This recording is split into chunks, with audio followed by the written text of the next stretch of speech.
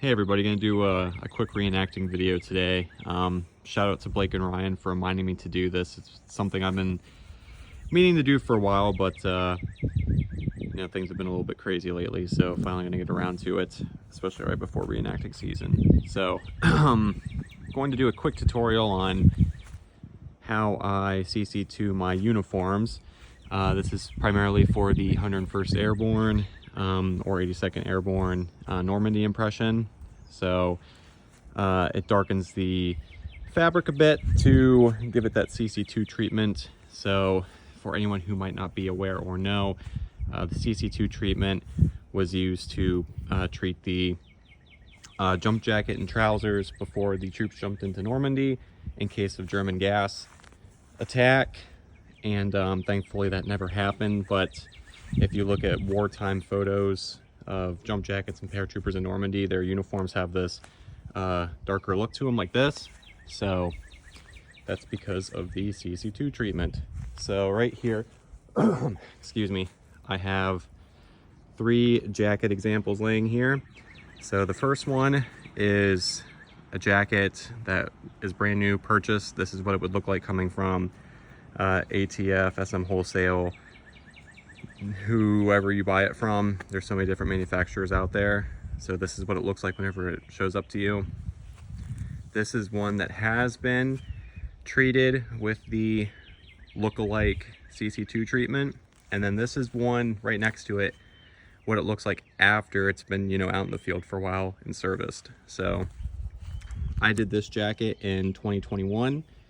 It's been through 2 complete seasons of reenacting, rolling around through the woods at events, but I also use this jacket to jump in as well. So this is nicely dried, soaked in, but you can still see it is a very different shade between what it would look like originally and at the end. So I'm just going to give you guys a quick video on what to do. So to give your jump jacket and trousers the appearance of being CC2 treated, the way I do it is you're going to need a lot of this, a lot of petroleum jelly, Vaseline.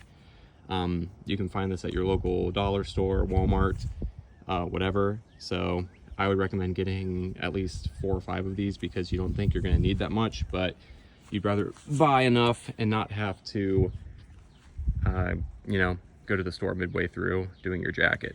So the next thing you're going to need some baby powder. Just a simple bottle of baby powder. So essentially what you do, you'll open that up and you will just rub it in to every nook, cranny, crevice on the jacket. Don't forget to get inside the pockets, the flaps here. You don't actually have to go down inside the pocket. I would highly recommend against that, but you want to make sure that you get around the snaps, everything, the zipper and everything as well, underneath the collar, in the armpit, full sleeves, everything. So I'm not going to do this uniform today just because I'm leaving for an extended trip and I don't want to have to spend all afternoon working on this. So don't forget the belt as well. This takes some time to do, especially the jacket and trousers. I think I spent roughly,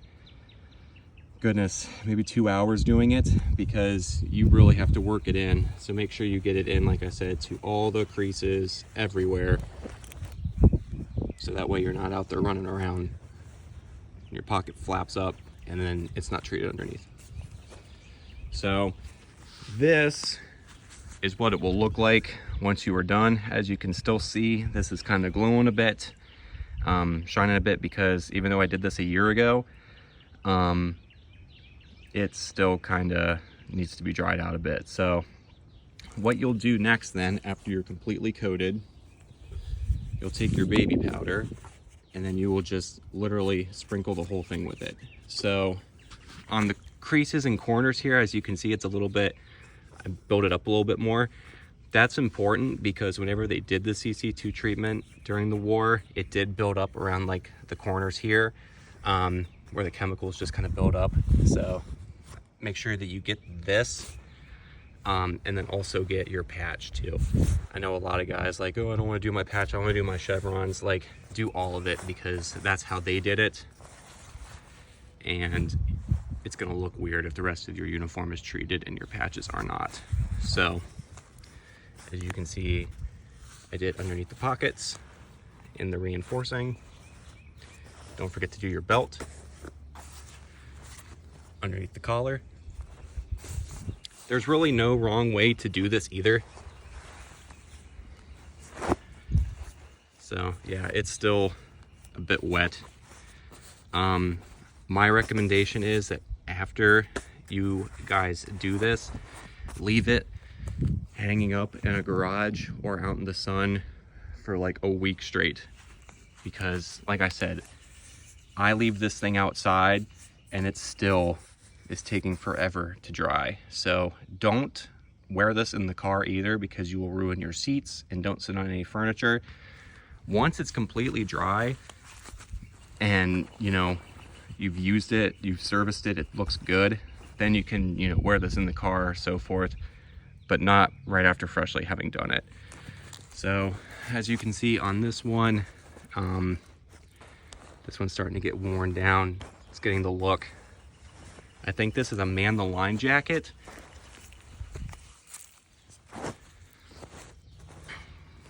So very, very happy with how this turned out, and this is my go-to reenacting jacket. So, but you can see a pretty good difference between what it looks like when you do it and then afterwards. Also, whenever you're doing this, like I said, I recommend Vaseline and baby powder. I know some guys use deck sealant. I would highly recommend against using deck sealant, because it stiffens up your uniform, and then you have a greater chance of your uniform ripping or tearing. So one of my guys last year had just CC2 treated his with deck sealant, and he was he was out in the field, bent down and blew his crotch out because the fabric just became so stiff from the deck sealant chemicals. It just completely ruined his uniform. And also, you know, being in deck sealant chemical all day doesn't sound very appealing to me. So hopefully you guys find this video useful. This is always something I look for with reenactors. It's just something small that you can add to your impression that really stands out and looks correct. Whenever I first started reenacting, this is what I was in. Didn't CC2 it. It glows compared to the other ones. So you can usually tell when there's a new guy in the reenacting world. So I think this is just something very easy that you can do that really sets your uniform apart and makes it look correct. So if you guys have any questions, drop a comment, give me a like and subscribe, and hopefully I'll do some more of these videos. Thanks, guys.